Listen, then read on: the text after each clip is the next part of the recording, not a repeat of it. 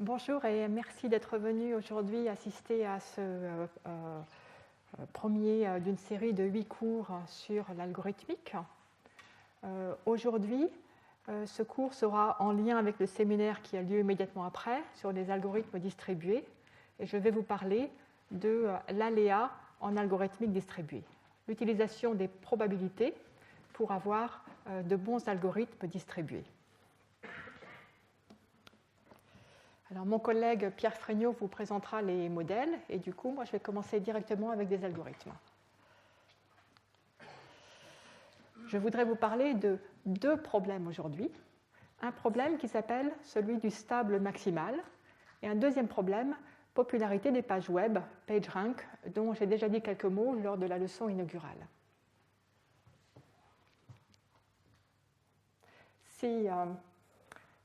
Alors, après ce cours, en fait, je suis volontiers preneuse de commentaires si vous souhaitez que ce soit moins technique ou plus technique, de plus haut niveau ou plus détaillé avec plus de preuves, parce que ce public est un peu... Je ne sais pas très bien à qui je parle là. Donc, les retours sont les bienvenus avant que j'ai fait les 8 cours. Merci. Alors, commençons par le problème du stable maximal. Vous avez des mouches. Des mouches drosophiles, et il y a un moment de leur développement où leur système nerveux se développe et il y a une partie de leurs cellules qui sont initialement indifférenciées et il y a une sélection de cellules qu'on appelle sensory organ precursors. Comment cela se passe-t-il? Vous avez un ensemble de cellules. Voilà. Un ensemble de cellules, et parmi celles-là, il y en a qui vont être sélectionnées pour être celles qui sont responsables de sensory organ precursors. Et comment vont-elles faire pour cela? Il ne faut pas qu'il y ait 2 cellules voisines qui soient toutes les 2 responsables, parce qu'elles s'annihileraient mutuellement. Il faut donc que, quand une cellule décide de prendre la direction, il faut qu'elle puisse inhiber les cellules voisines. Elle le fait à l'aide de protéines, la protéine delta, paraît-il.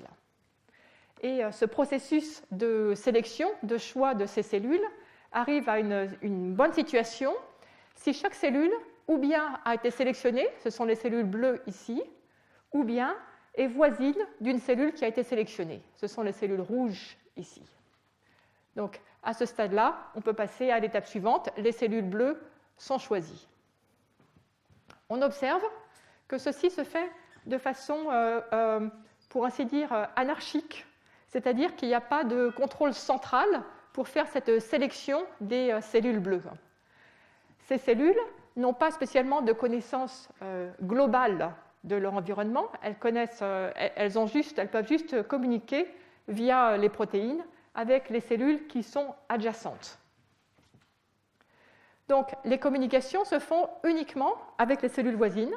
On est dans un état plus ou moins d'anarchie, et cependant, les choses se passent de façon satisfaisante. À la fin, on a un ensemble de cellules bleues comme ceci qui satisfait à ces conditions.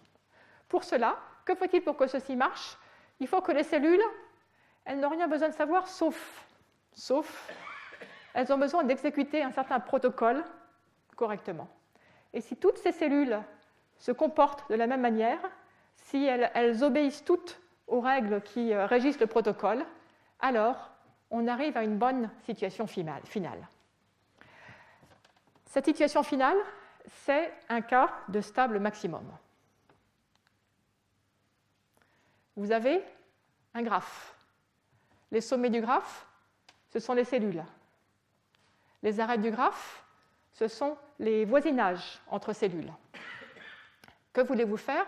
Vous voulez choisir des décideurs, mais pas un décideur global, des décideurs locaux, localement à l'endroit où on est dans le graphe. Vous voulez choisir les cellules, ici elles vont être rouges, des décideurs tels que, on ne peut pas avoir 2 décideurs qui sont en communication, parce que quand il y a 2 chefs, ça ne va pas. Et il faut que tout sommet soit décideur, soit voisin d'un décideur. On voit très bien cela se passer quand on va à une conférence et qu'à la fin de la journée, les gens décident qui va aller dîner où. Au début, il n'y a personne qui décide. Et puis, il y a des décideurs locaux qui émergent, qui disent, nous, dans notre petit groupe, on va aller à tel endroit, à tel autre endroit. Et souvent, dès qu'il y a une personne qui ose faire le pas et proposer quelque chose, tous ceux qui sont autour disent, oui, oui, oui, très bien. Ils sont trop contents de laisser quelqu'un d'autre décider. Donc, c'est dans ce cadre qu'on se place, le cadre où tout le monde coopère. Il n'y a pas de compétition. Alors, quelles sont les possibilités ? Les possibilités, il y a des solutions avec 3 sommets. Ici, les 3 sommets rouges, il n'y en a aucun qui soit voisin l'un de l'autre. Et tous les sommets noirs sont voisins d'au moins un sommet rouge. Là, il y en a 4. Là, il y en a 2. Bon, selon la situation, il peut y en avoir 2, 3, 4. On ne cherche pas à trouver la solution qui a le plus ou le moins de décideurs possibles. On cherche juste à trouver une de ces 5 solutions, n'importe laquelle.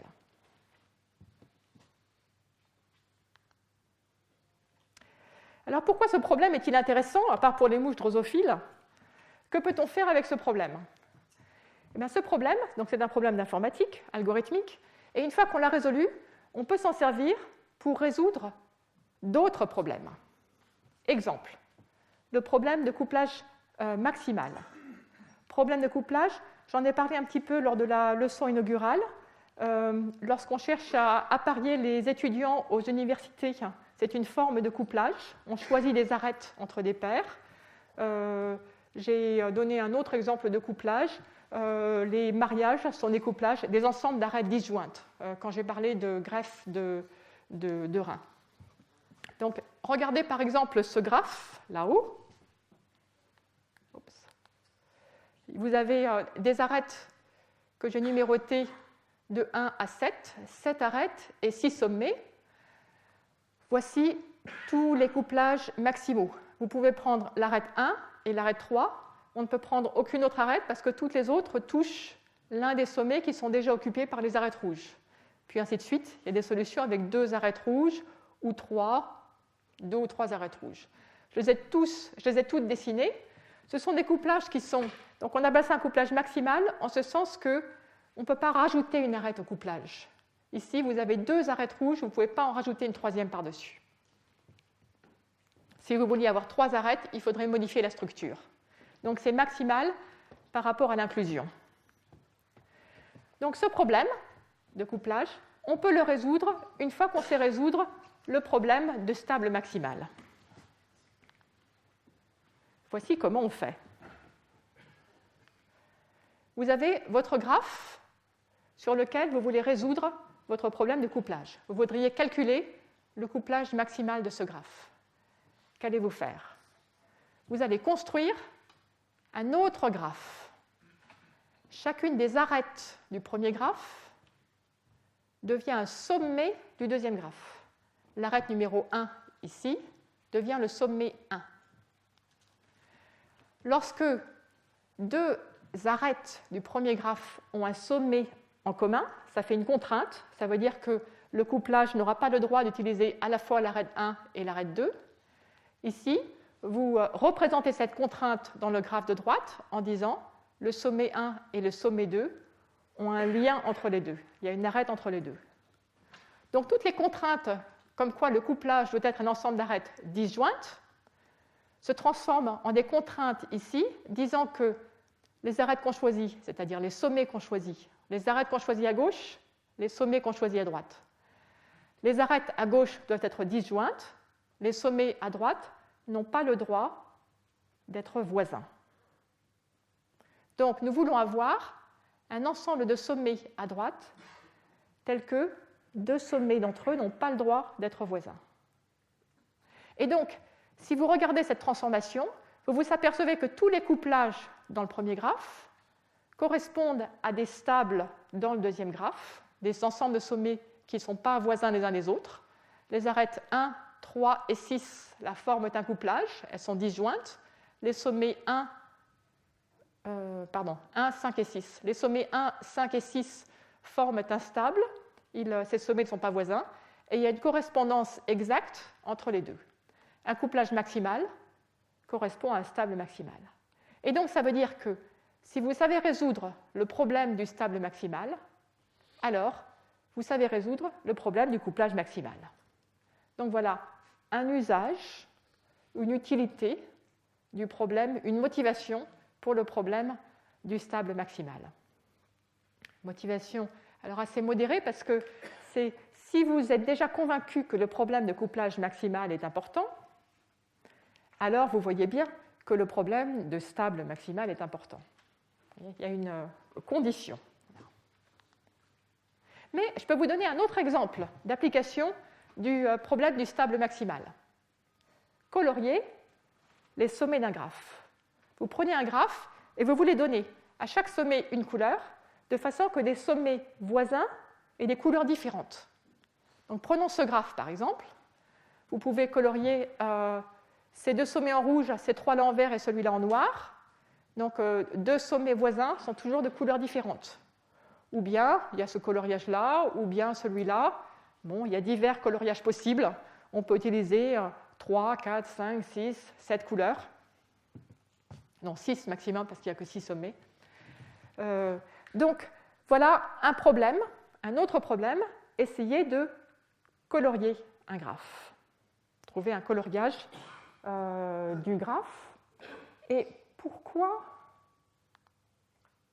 Alors, ce problème, si on sait trouver un stable maximal, alors on peut se servir de ça comme méthode pour résoudre le problème de coloriage des sommets d'un graphe. Comment est-ce qu'on fait? Encore une fois, il y a une transformation. Vous avez un graphe ici. Vous voulez colorier, trouver un bon coloriage des sommets. Qu'allez-vous faire? Vous allez dessiner un nouveau graphe. Que sera ce nouveau graphe? Vous avez un sommet ici de degré 1. 1, il a un seul voisin. Vous le clonez, 2 sommets. Un sommet de degré 2, il a 2 voisins. Vous le clonez, 3 sommets. Un sommet de degré 3, 3 voisins. Vous le clonez, 4 sommets. Degré 2, 3 sommets. Degré 2, 3 sommets. En général, vous avez compris, degré D, D plus un sommet. Dans le graphe, quand vous avez des sommets d'un même groupe qui proviennent de la même origine, vous mettez toutes les arêtes possibles entre ces sommets. Autrement dit, c'est une clique. Donc là, vous avez les 6 arêtes possibles entre les 4 sommets. Un triangle, un triangle, un triangle et une arête. Et puis, vous complétez le graphe en recopiant chacune des arêtes rouges entre les sommets qui se correspondent. Donc ces sommets sont numérotés 0, 1, 0, 1, 2, 0, 1, 2, 3, 0, 1, 2, 0, 1, 2, le nombre de copies. Vous connectez les sommets 0 entre eux en recopiant les arêtes rouges. Le sommet 0 copie de celui-ci est lié au sommet 0 copie de celui-là, et ainsi de suite. Donc si vous regardez le graphe rouge à droite, c'est une copie conforme du graphe rouge de gauche. Le graphe vert à droite est une copie conforme du graphe rouge à gauche. Le graphe bleu à droite est presque une copie conforme, mais pas tout à fait, parce qu'il nous manque un sommet. Ce sommet-là, comme il avait un petit degré, il a disparu. Il n'y a pas de sommet numéro 2. Et puis, le dernier, c'est juste un sommet. Voilà. Donc, voici un graphe beaucoup plus gros. À partir du graphe de départ dont vous vouliez colorier les sommets, vous avez obtenu un graphe nettement plus compliqué, mais qu'on peut quand même construire. Et sur ce graphe, essayons de trouver un stable maximal. En voici un. Là, 1, 2, 3. Voilà, ces sommets-là, c'est les 5 sommets rouges. Il se trouve qu'ils forment un stable. On peut le vérifier. Je prétends qu'à partir de ça, à partir de ce stable maximal, on ne peut pas rajouter de sommet, on peut récupérer un coloriage du graphe de départ. Comment va-t-on faire? Ce sommet provient des 2 copies du sommet de gauche, et c'est celui qui est numéro 0, couleur numéro 0. Ce sommet-là aussi, c'est la copie numéro 0 de ce paquet-là. Donc ça, c'est la couleur 0. Couleur 0, c'est rouge. Ce sommet, il vient de la copie numéro 1, ainsi que celui-là, sur la copie numéro 1. Couleur 1, c'est la couleur verte pour les sommets de départ. Et enfin, celui-ci, copie numéro 2, donc c'est la couleur noire, couleur numéro 2. Et donc, ce qu'on peut vérifier facilement, c'est que les coloriages des sommets du graphe de gauche sont en bijection avec les stables maximaux du graphe de droite. Et donc, si vous savez efficacement trouver un stable maximal d'un graphe, ça vous permet de trouver un coloriage facilement. Bon, alors, voici une deuxième application du problème de stable maximal. Pourquoi c'est important? Pourquoi ça nous intéresse de colorier les sommets d'un graphe? J'en ai pas parlé pendant la leçon inaugurale. Mais ça peut être un problème qui intervient, par exemple, quand on fait de l'allocation de fréquences en téléphonie mobile. Vous avez un réseau cellulaire, vous avez des cellules plus ou moins hexagonales, enfin ça dépend un petit peu de la forme aussi du paysage. Dans chaque cellule, il y a une tour de communication. C'est la tour de communication avec laquelle votre téléphone mobile va communiquer. Cette tour, donc station de base, peut communiquer sur certaines fréquences avec votre téléphone. Et puis les tours communiquent entre elles, soit en filaire, soit en satellitaire. Alors, le problème, c'est que si vous, avec votre téléphone, vous vous trouvez ici, juste à la frontière entre deux cellules hexagonales, il risque d'y avoir des problèmes de recouvrement de fréquences entre la première cellule et la deuxième cellule.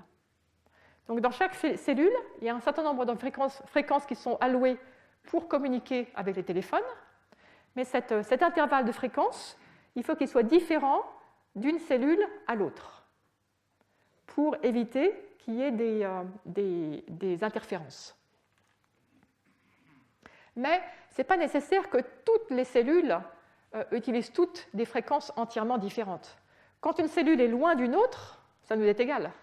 On peut réutiliser la même fréquence pour cette cellule-ci et pour une qui serait par là. C'est suffisamment lointain pour qu'il n'y ait pas d'interférence. Donc le seul problème, c'est les cellules adjacentes. Et du coup, ce qu'on souhaite, c'est donner à chaque cellule un intervalle de fréquence possible qui soit suffisamment différent, enfin disjoint, d'une cellule à l'autre.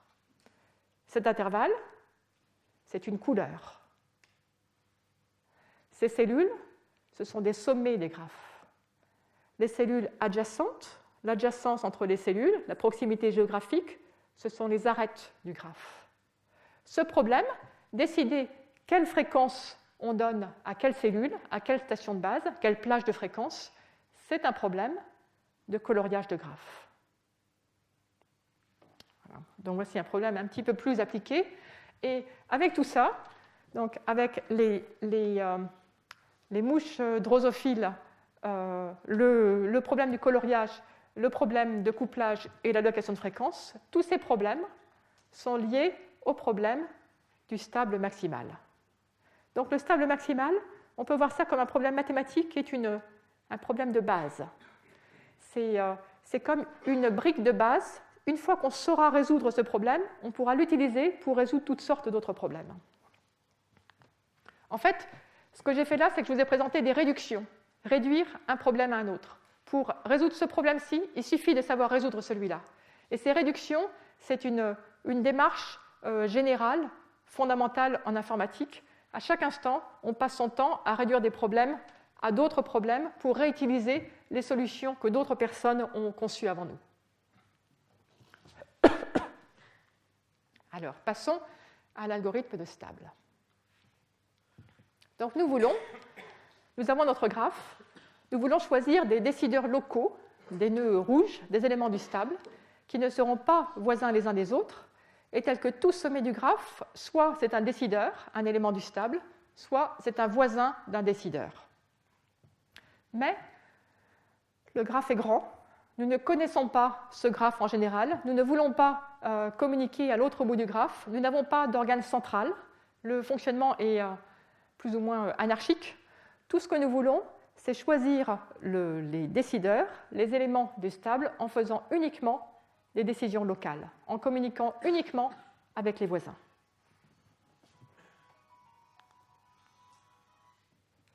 Alors, voici comment l'idée de cet algorithme distribué, sans centralisation, un algorithme pour trouver le stable maximal. Initialement, tous les sommets sont gris. Il y a une incertitude. Chaque sommet se dit, il faut que je sache si je vais être décidaire ou pas, si je vais être élément du stable ou pas. Donc il faut que je m'active un peu. Les sommets sont initialement actifs. À la fin, quand est-ce que l'algorithme est fini? On a terminé quand chaque sommet sait ou bien qu'il est élément du stable, ou bien qu'il n'est pas élément du stable parce qu'il a un certain voisin qui est élément du stable. Donc, un sommet peut arrêter d'être dans l'incertitude, soit une fois qu'il a décidé de faire partie du stable, soit s'il a décidé, soit s'il a un voisin qui fait partie du stable et il l'a identifié. Donc, il suffit qu'il se réfère à ce voisin. Une fois qu'on en est là, si chaque sommet ou bien est élément du stable, ou bien a un voisin qui est élément du stable, on a terminé. Ça, c'est les conditions pour finir l'algorithme. Alors, que va-t-il se passer entre le début et la fin? L'algorithme que je vais vous présenter est dû à Mike Luby, il date d'il y a une trentaine d'années. Et donc, on travaille sur des nœuds actifs. Les nœuds actifs, ce sont les nœuds gris, les nœuds qui n'ont pas encore décidé s'ils étaient dans le stable ou pas dans le stable. À chaque étape, que fait un nœud qui est actif? Il va choisir une valeur, le degré d'envie qu'il a d'être élément du stable. Il l'envoie à ses voisins. Il dit, bon, est-ce que vous êtes d'accord? Il reçoit les valeurs de ses voisins. Les voisins aussi essayent, enfin ceux qui sont actifs, essayent de décider s'ils vont rejoindre le stable ou pas. Que va-t-il faire? Il regarde toutes ces valeurs qu'il a reçues et la sienne propre. Si c'est lui qui a la plus grande valeur, il va dire, bon, c'est moi qui ai gagné, pour ainsi dire, je rejoins le stable. Ma valeur est plus grande que celle de tous mes voisins.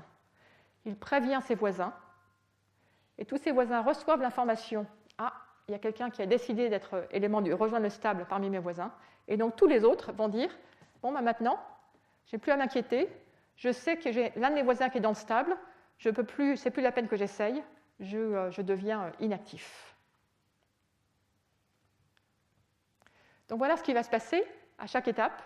Chaque sommet actif choisit une valeur, l'envoie à tous ses voisins, reçoit les valeurs de tous ses voisins, et puis, si c'est lui qui a la plus grande valeur, alors il rejoint le stable. Et il en prévient ses voisins qui rejoignent les voisins du stable. Voilà. Et tout le monde tous ces éléments-là deviennent inactifs, cependant que l'activité continue dans d'autres parties du graphe. Donc à la fin, quand est-ce que l'algorithme est fini? Plus personne n'est actif, et chaque nœud, ou bien sait qu'il est dans le stable, ou bien sait qu'il ne l'est pas et connaît un voisin décideur. Voici un exemple d'exécution sur ce graphe. Chaque sommet a choisi une valeur entière, 16, 11, 1, 7, etc. Après, chaque sommet la communique à tous ses voisins. Donc, 16 communique à son voisin et puis reçoit de son voisin l'information que le voisin a la valeur 11. 11 est inférieur à 16, donc 16 va rejoindre le stable. 13 reçoit de ses voisins les valeurs 2, 5 et 10. C'est 13 le plus grand, donc il rejoint le stable. Pour les autres, ça ne marche pas, je crois. 11 est plus petit que 16, 9 est plus petit que 11, 1 est plus petit que tout le monde, etc. Donc aucun des autres ne rejoint le stable. Et puis, les deux nœuds roses, ici, préviennent tous leurs voisins. Ça y est, je suis dans le stable. Et ces voisins, donc les nœuds ici marqués 5, 2 et 10, deviennent inactifs, voisins du stable, ainsi que 11. Donc voilà la première étape. Deuxième étape, il y a encore des nœuds gris qui sont inactifs. Ils tirent des valeurs, 4, 7, 18 et 12. Que se passe-t-il? 12 est plus grand. Bon, il n'a pas de voisin, donc c'est lui le plus grand, il va rejoindre le stable. 4 reçoit la valeur 7, il dit c'est pas moi le maximum. 7 reçoit la valeur 18, il se dit c'est pas moi le maximum. 18 reçoit 7. Donc 18 rejoint le stable. Hop. Donc j'ai deux éléments de plus dans le stable, leurs voisins sont prévenus. Et enfin, le dernier nœud, à l'étape suivante, va rejoindre le stable. Et voilà. Et voilà le résultat. Les nœuds roses et rouges sont les éléments du stable, résultat de l'algorithme. On obtient un stable maximal. Alors, vous voyez bien que cet algorithme il est distribué, toutes les décisions sont locales, les seules communications sont avec les voisins. On donne des valeurs aux voisins, on reçoit des valeurs de voisins, on envoie des bits de communication, on reçoit quelques bits de communication, et c'est tout. Il n'y a pas de... La seule mesure globale, c'est le temps. Cet algorithme, on suppose qu'il se passe de façon synchrone, qu'à chaque instant, il y a une horloge, tic, tic, tic, qui dit envoyer des valeurs aux voisins, recevoir les valeurs et décider, les prévenir si on est stable ou pas. Donc cette horloge globale, c'est un paramètre, une condition de cet algorithme. Si c'est une condition qui vous gêne, je crois que le cours de Gérard Berry, à un moment, on avait parlé de ces problèmes d'existence d'horloge globale. Alors aujourd'hui, pour faire simple, nous avons une horloge que tout le monde peut regarder. C'est l'élément qui permet de synchroniser tout le monde, c'est l'élément non local, disons, de l'algorithme. Alors, quand on voit ça, on peut se dire, mais il y a quand même un problème. Il y a un problème parce que se passe-t-il ? Est-ce que cet algorithme, est-ce qu'il va vraiment finir un jour ? Il y a quelques difficultés qui surviennent quand on pense à ça. Regardez cette situation. Voici un graphe. C'est une ligne. Voici les valeurs tirées par les nœuds. 1, 2, 3, 4, 5, 6, 7, 8, 9, 9. Que se passe-t-il ? Ce nœud-ci ne va pas rejoindre le stable parce que sa valeur est plus petite que 2. 2 non plus parce qu'il est plus petit que 3, et ainsi de suite. Et 9, ici, ne peut pas rejoindre le stable parce qu'il a un voisin qui a exactement la même valeur. 9 et 9. Donc quand il y a un cas d'égalité, que faut-il faire ? On ne peut pas décider que les deux rejoignent le stable, ce ne serait pas instable. Donc on est obligé de ne rien faire. Donc si vous avez ce graphe, que les nœuds tirent ces valeurs, qu'on se trouve dans cette situation, on est coincé, il n'y a aucun progrès. Vous pouvez répéter, si c'est les mêmes valeurs la fois d'après, ce sera encore raté, et on peut prendre un temps infini. C'est l'une des difficultés des algorithmes, de ce type d'algorithme, c'est que souvent, il existe la possibilité qu'ils prennent un temps infini. Alors, comment éviter ça ?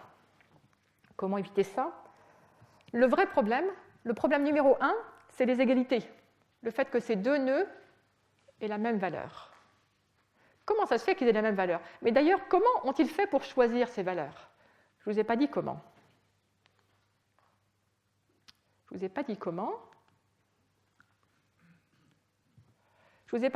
Eh bien, ils vont choisir leurs valeurs au hasard. Ils vont choisir les valeurs, chaque sommet choisit une valeur au hasard. Ça va être choisi, et cette valeur va être un entier suffisamment grand pour que probablement toutes les valeurs soient distinctes les unes des autres.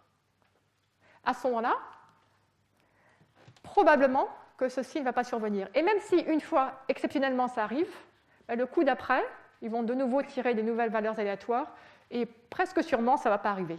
Et donc, en moyenne, ceci va ralentir un tout petit peu l'algorithme. Donc on peut supposer, si les valeurs sont suffisamment grandes, que toutes les valeurs sont distinctes. Alors si vous avez n sommets dans le graphe, vous connaissez le paradoxe des anniversaires. Si on tire des valeurs au hasard, on ne veut pas qu'il y ait deux valeurs qui soient égales.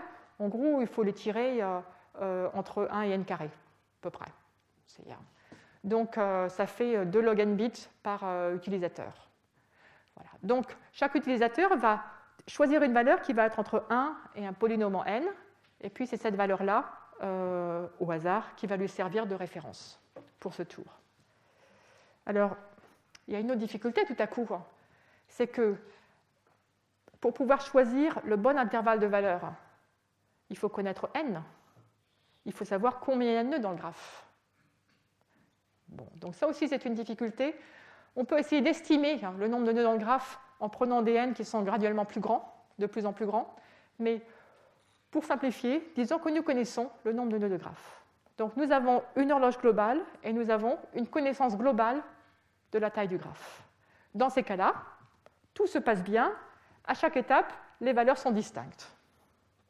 Alors même si les valeurs sont distinctes, ça veut dire qu'il y aura au moins une valeur qui sera la valeur maximum sur tout le graphe. Donc il y aura au moins un nœud qui va rejoindre le stable à chaque étape. Et donc, au bout de maximum n étapes, on aura fini. Mais en fait, on peut faire beaucoup plus vite que ça. On peut faire beaucoup plus vite. Vous voyez ce qui se passe ici. Ici, le maximum 10 va rejoindre le stable. Aucun des autres éléments ne va rejoindre le stable parce que chaque valeur est plus petite que la valeur immédiatement à sa droite. Donc vous allez avoir juste cet élément-ci qui va rejoindre le stable, celui-ci qui va être voisin du stable, et après vous recommencez avec tout cela. Ça va prendre effectivement un temps linéaire. Mais c'est très improbable. Très improbable si on tire les valeurs au hasard. C'est très improbable parce que quand vous tirez des valeurs au hasard, qu'elles sont toutes distinctes, indépendantes les unes des autres, ce que vous avez là, c'est une permutation aléatoire. L'ordre des. Cette permutation aléatoire, il n'y a presque aucune chance pour que ce soit précisément une permutation dans l'ordre croissant. Et en fait, si vous tirez des nombres aléatoires, là je l'ai fait, l'aléatoire qui est sorti tout droit de mon cerveau, j'ai eu un 5, un 14 et un 15 qui étaient tous maxima. Toutes les autres valeurs étaient plus petites. Le 5 ici n'est pas dans le stable parce qu'il est plus petit que le 7 qui est plus petit que le 15. Et ce que vous voyez, c'est que cette zone ici, 3, 5, 7, 15, cette zone où il y a un seul élément qui rejoint le stable, ça correspond dans la permutation à une suite de valeurs strictement croissantes. Ces suites croissantes, quand vous prenez des permutations au hasard, elles sont très courtes. Elles sont très courtes, donc ce qu'on voit bien, c'est que sur ce graphe, ce qui va se passer au bout d'une étape, c'est que la ligne va découper en tout petits morceaux. La longueur moyenne des morceaux, ce sera constant, donc après ils auront fini au bout d'un nombre constant d'étapes, puis il y aura un morceau qui aura longueur log n, et très très vite, ça va être fini. Donc ce graphe est extrêmement rapide.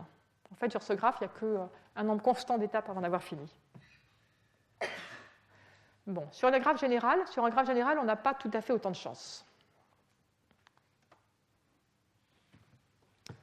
Au bout de combien de temps? Alors, je peux vous promettre une chose dans ce cours, c'est qu'il y aura des équations.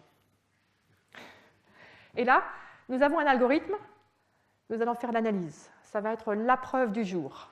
Donc aujourd'hui, nous faisons une démonstration, nous démontrons, nous analysons le temps qu'il faut pour que cet algorithme se termine.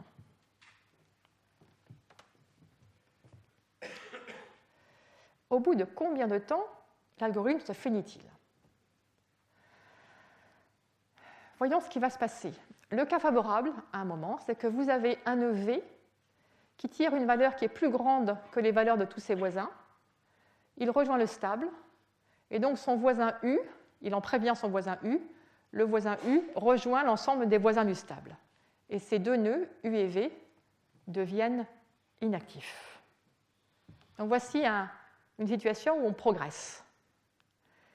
Quelle est la probabilité pour que ce scénario se réalise?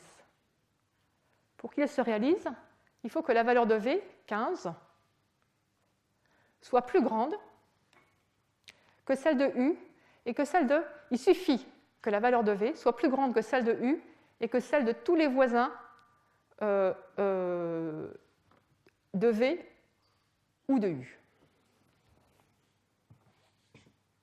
Cette probabilité, ça suffit pour que le 15 soit le maximum de toutes ces valeurs ici. Comme les valeurs sont tirées au hasard de la même distribution, indépendamment les uns des autres, la probabilité que cette valeur-ci soit le maximum, c'est 1 sur la somme des degrés. Voilà. Le nombre total de nœuds que nous avons ici, V à degré 3, U à degré 4, 4 et 3, 7, 1, 2, 3, 4, 5, 6, 7, j'ai 7 valeurs, 1 septième. La proba que cette valeur soit le maximum des 7 valeurs, c'est 1 septième. 1 sur la somme des degrés. Donc, la probabilité que le sommet U sorte de l'ensemble des nœuds actifs parce qu'il est dominé par ce sommet V, c'est 1 sur la somme des degrés, 1 septième.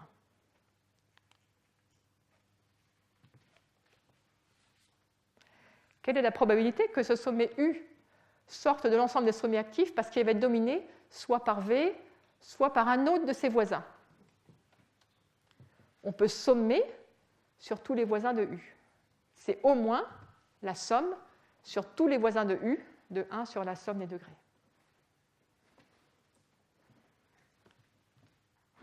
Et donc, la probabilité que cette l'arête entre U et V devienne inactive, c'est au moins 1,5 fois la proba que U soit dominé par un de ses voisins ou que V soit dominé par un de ses voisins.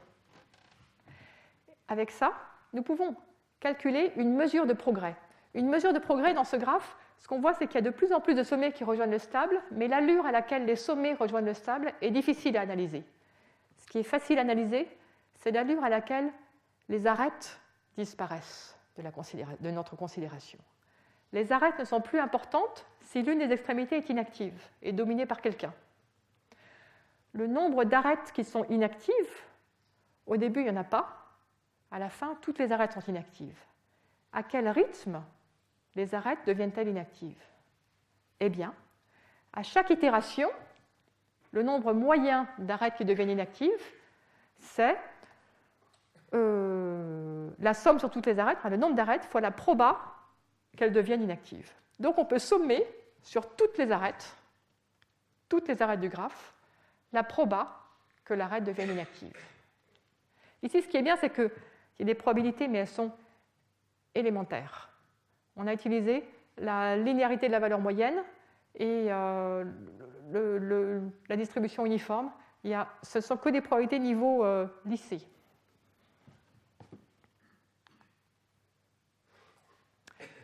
Et maintenant, lorsqu'on regarde cette somme, il n'y a plus qu'à compter. Il n'y a plus qu'à compter. Dans cette somme, si vous avez un terme pour une arête xy, 1 sur degré de x plus 1 sur degré de x plus degré de y.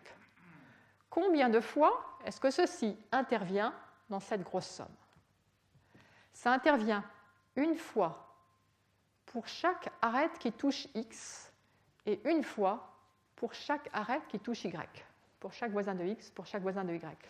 Donc le nombre de fois où on a ce terme, en tout, c'est degré de x plus degré de y. Ça veut dire qu'en tout, la contribution à cette somme pour l'arête xy, c'est 1. Degré 5 plus 3, 8 sur 8, ça fait 1. 1/8, 8 fois, ça fait 1. Et donc, quand on somme sur toutes les arêtes, vous allez avoir 1/2 fois la somme sur toutes les arêtes de 1. Et donc, ça veut dire que le nombre moyen d'arêtes qui deviennent inactives, c'est E sur 2. Ça signifie que là, on a capturé une mesure de progrès de l'algorithme. À chaque itération, à chaque fois qu'on répète, les arêtes du graphe, il y en a la moitié qui deviennent inactives en moyenne. Quelle que soit la structure du graphe au début de l'itération. Et en plus, c'est indépendant d'une itération à l'autre. À chaque fois, vous en avez en moyenne la moitié. Et donc, ça veut dire que ça va se terminer très vite. Ça veut dire que tout à l'heure, j'avais dit, à chaque étape, vous avez au moins un sommet qui rejoint le stable. Donc, au bout de n étapes, vous avez fini. Maintenant, je peux vous dire, à chaque étape, vous avez la moitié des arêtes qui deviennent inactives. Donc, au bout de log en base 2 du nombre d'arêtes, en gros, vous avez fini. Il n'y a plus d'arêtes actives. Le nombre d'arêtes, c'est n carré, maximum. Donc, au bout de log n étapes, vous avez trouvé votre stable maximum. Log n, c'est minuscule. Donc, ça veut dire que l'algorithme de Luby permet très rapidement, sur ce graphe, de façon totalement décentralisée, enfin presque totalement décentralisée, sauf le temps et sauf n, de trouver un stable maximal.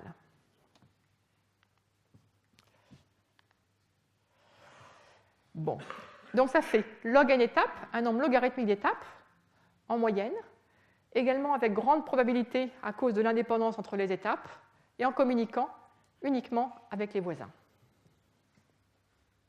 C'est assez beau, parce que c'est simple, et on a défini une fonction, une mesure de progrès, une fonction de potentiel, qui change à chaque étape dont on peut mesurer le progrès, et qui nous permet de borner le temps qu'il faut avant d'avoir fini. Et ce ne sont que des probas élémentaires. Et l'algorithme aussi, l'algorithme lui-même est très élémentaire. Alors, est-ce que c'est comme ça que font les mouches? Donc, les cellules des mouches, comment font-elles? Comment font-elles pour sélectionner lesquelles parmi elles seront les éléments du stable? Regardons les moments où il y a expression de la protéine, la quantité d'expression, l'inhibition, et voyons ce qui se passe cellule par cellule, et essayons de comprendre comment marche leur algorithme. Eh bien non, ça ne marche pas tout à fait comme ça. Ça ne marche pas tout à fait comme ça, parce que, moi j'ai dit, on envoie une valeur. On envoie donc log n bits, en gros, au voisin. Mais les mouches, elles ne peuvent pas envoyer log n bits, enfin les cellules des mouches, aux cellules voisines. Tout ce qu'elles envoient, c'est une information, expression de la protéine ou pas, selon qu'elle est inhibée ou pas. Donc c'est 1 bit. Donc à chaque étape, une cellule communique 1 bit aux cellules voisines. Alors comment ça marche? Comment est-ce qu'en communiquant 1 bit, on peut arriver à trouver un stable maximal? Parce qu'il va y avoir 2 cellules voisines, elles vont toutes les deux envoyer un 1, et puis on ne pourra pas décider. Ou alors elles auront toutes les deux un 0. Donc, alors voilà comment ça va se passer. L'idée générale est la même, mais avec des 0 et des 1. Donc les cellules n'envoient aux cellules voisines que des bits de communication, 1 bit à la fois, 0 ou 1. Quelle est la condition pour qu'une cellule devienne une cellule bleue, soit sélectionnée? Si elle envoie un 1 à toutes ses voisines, et que celles-ci n'ont pas envoyé de 1. Donc si elle envoie, elle exprime la protéine et pas ses voisines. Alors, comment faire pour que ça se passe comme ça, pour qu'il y ait une cellule qui envoie un 1 et ses voisines qui ne l'envoient pas? Eh bien,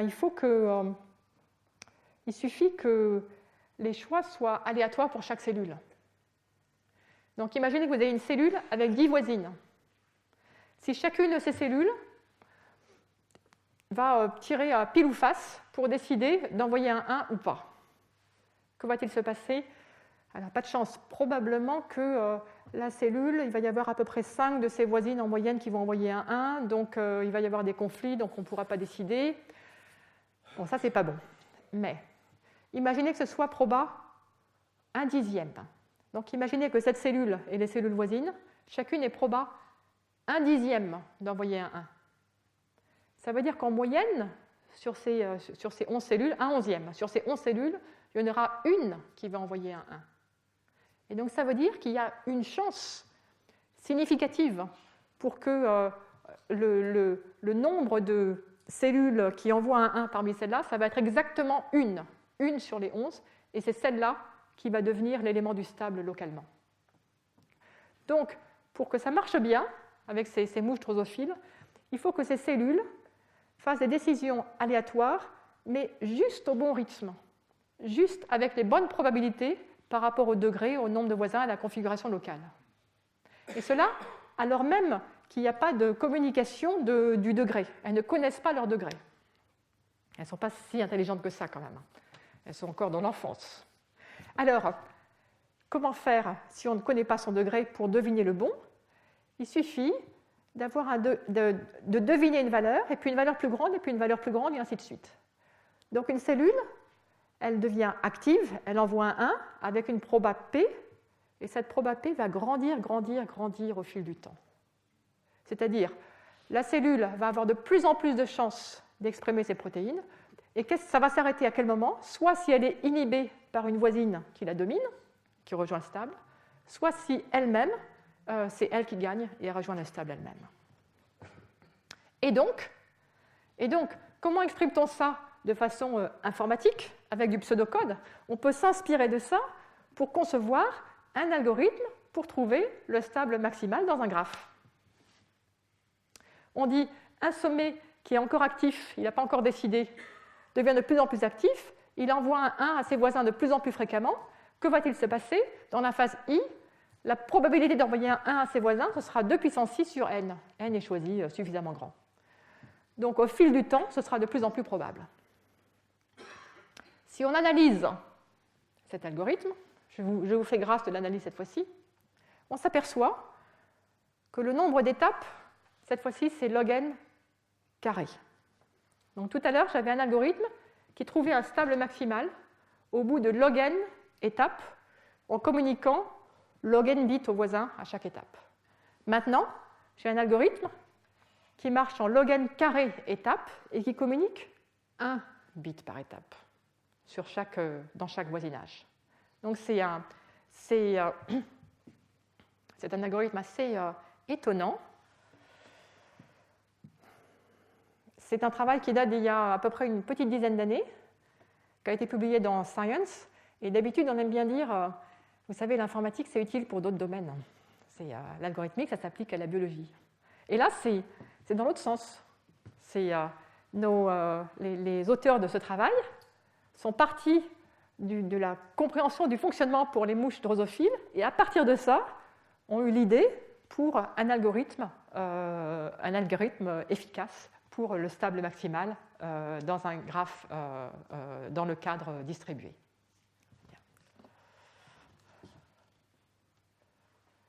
Alors c'est assez joli ce dialogue entre les disciplines. Alors, cet aléa, est-ce que c'était indispensable? Prenons le cas où vous avez un réseau tout petit. Il n'y a que 2 sommets, une arête. Il faut prendre un stable maximal. Les stables maximaux, il y en a 2. Soit c'est le sommet de gauche, soit c'est le sommet de droite. Comment décider? Comment vous allez décider si vous avez 2 sommets, si c'est celui de gauche ou celui de droite? Comment vous faites si je vous dis choisis une main? Vous choisissez au hasard. Vous tirez un bit aléatoire dans votre tête. Si on n'a pas de bit aléatoire, si on n'a pas d'autre façon de distinguer, on a une situation de blocage. On ne sait pas faire. Ça arrive dans la vie courante. Lorsqu'on a 2 personnes qui arrivent devant une porte, qui est-ce qui passe en premier? Comment est-ce qu'on décide? C'est subtil. On pourrait faire l'ordre alphabétique des prénoms. On pourrait dire s'il y a un homme, une femme, c'est l'homme d'abord. Non, c'est la femme d'abord. Non, c'est l'homme d'abord. Enfin bon, comme vous voulez. On peut choisir le statut.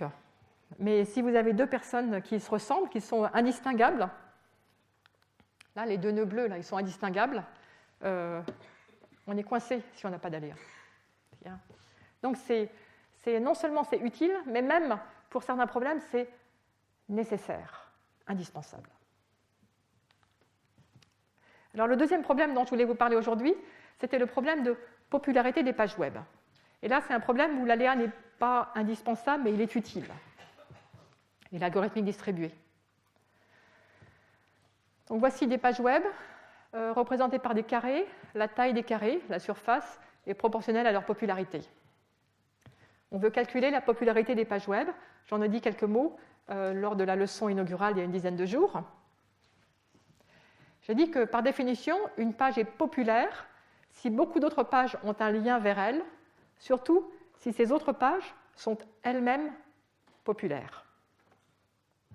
Et pour calculer ça, on utilise un explorateur simplifié du web qui, partant d'une page au hasard, clique sur un lien au hasard, puis sur un lien au hasard de la nouvelle page, et ainsi de suite. Ce que fait cet utilisateur, idéalisé, c'est qu'il fait une marche aléatoire sur le graphe du web, où les sommets sont les pages et les arcs sont les liens entre les pages. Et on regarde le temps passé par l'utilisateur sur chaque page, et à l'infini, si on le fait pendant suffisamment longtemps dans la distribution stationnaire, ce sera une mesure de la popularité de la page. Donc ça, c'est un petit peu simplifié. D'abord parce qu'il y a des problèmes comme celui-ci. Vous faites une marche au hasard, vous arrivez sur cette page, il n'y a pas de lien sortant. Vous êtes coincé, vous ne pouvez pas continuer. Que faire dans ces cas-là? Est-ce que ça arrive d'abord dans la réalité? Bien sûr que oui, ça arrive. Ça arrive lorsque vous tombez sur un document PDF, par exemple, où il n'y a pas de lien. Donc vous cherchez un document, vous le trouvez, vous cliquez sur le lien, vous arrivez sur le document, et là, il n'y a plus moyen d'avancer. Qu'est-ce que vous faites dans la réalité quand vous en êtes là?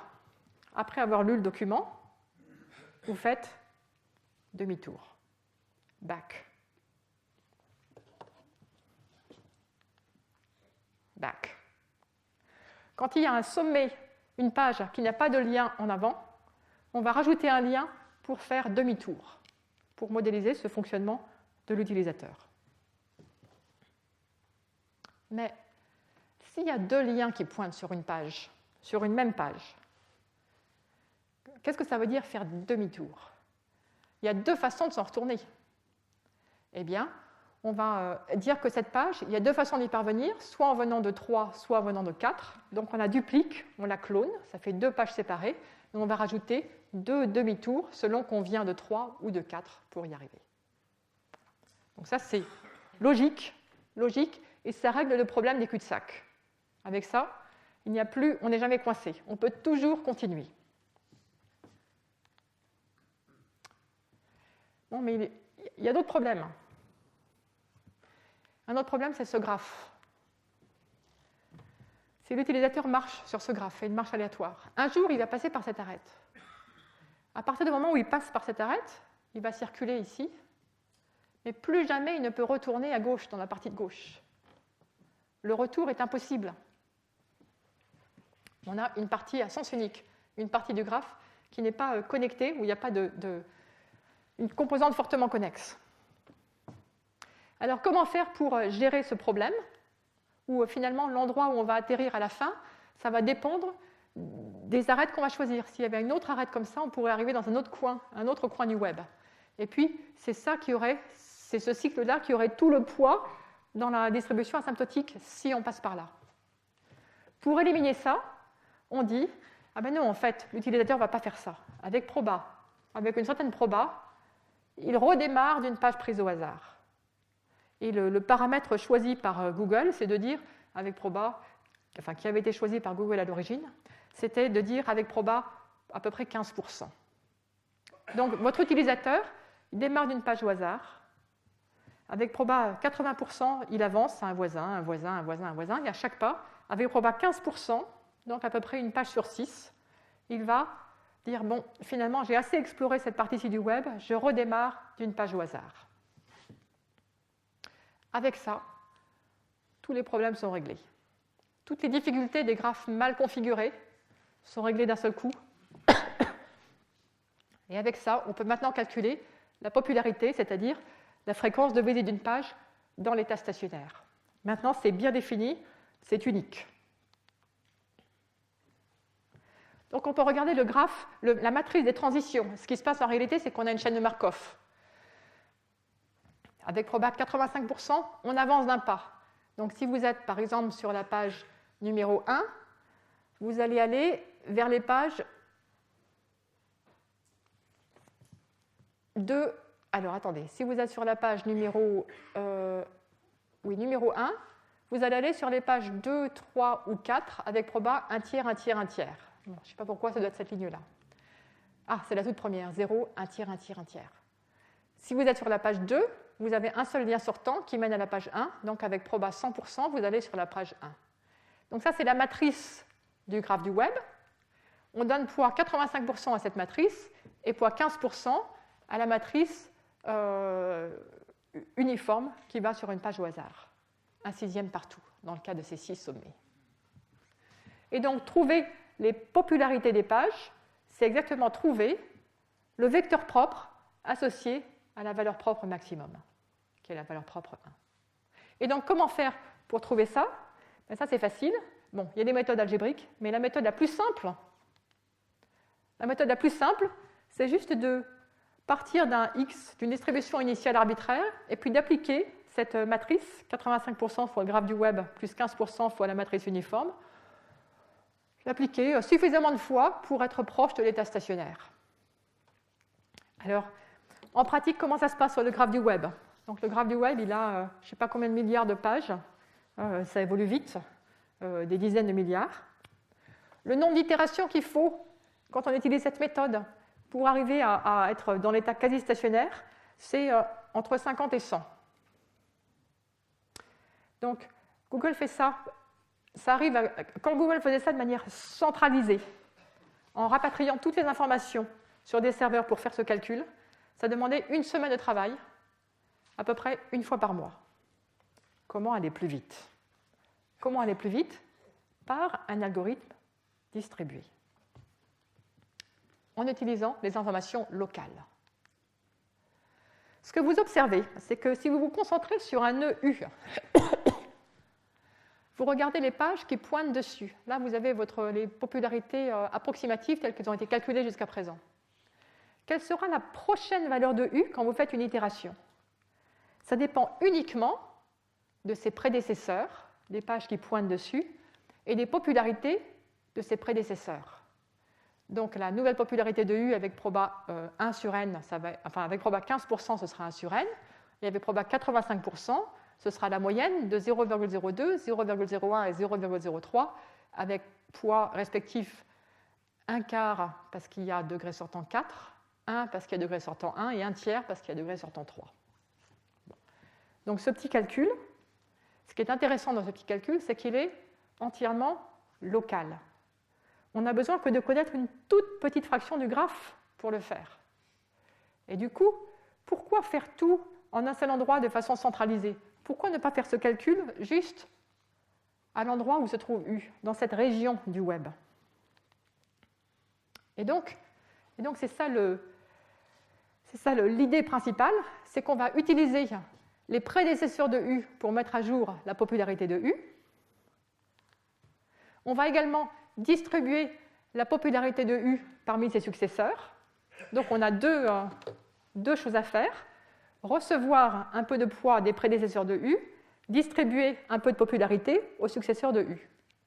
Puis on fait ça de façon distribuée au sommet U, au sommet V, au sommet W, et ainsi de suite. Et avec une dynamique donc un petit peu différente d'avant, mais la distribution stationnaire sera la bonne. Et alors, quel est l'avantage de faire cela de façon distribuée? Ça veut dire qu'on peut envoyer des agents sur le web qui travaillent en simultané dans plusieurs régions du web. Si vous envoyez K agents travailler dans le K région, vous gagnez un facteur K dans le calcul. Et donc, ça vous fait un algorithme distribué beaucoup plus rapide pour tenir à jour la popularité des pages web. Donc, en conclusion, je dirais que l'ALEA en algorithme distribué, il a deux avantages. Le premier avantage, c'est qu'il y a des cas où il est indispensable. Il permet de sortir de situations de blocage qui autrement sont impossibles à régler. Et le deuxième avantage de l'ALEA, c'est qu'il permet d'accélérer énormément les calculs. Et ce que vous voyez ici, c'est que la seule analyse que je vous ai faite, donc j'ai la seule liste d'équations que je vous ai donnée, c'est un exemple simple d'analyse. Souvent, les analyses peuvent être compliquées, mais les algorithmes sont presque toujours très simples. La preuve qu'ils sont simples, c'est que les cellules des mouches savent les exécuter. Voilà. Et sur ce, je crois que je vais terminer mon cours et laisser la place à mon collègue. Je vous remercie.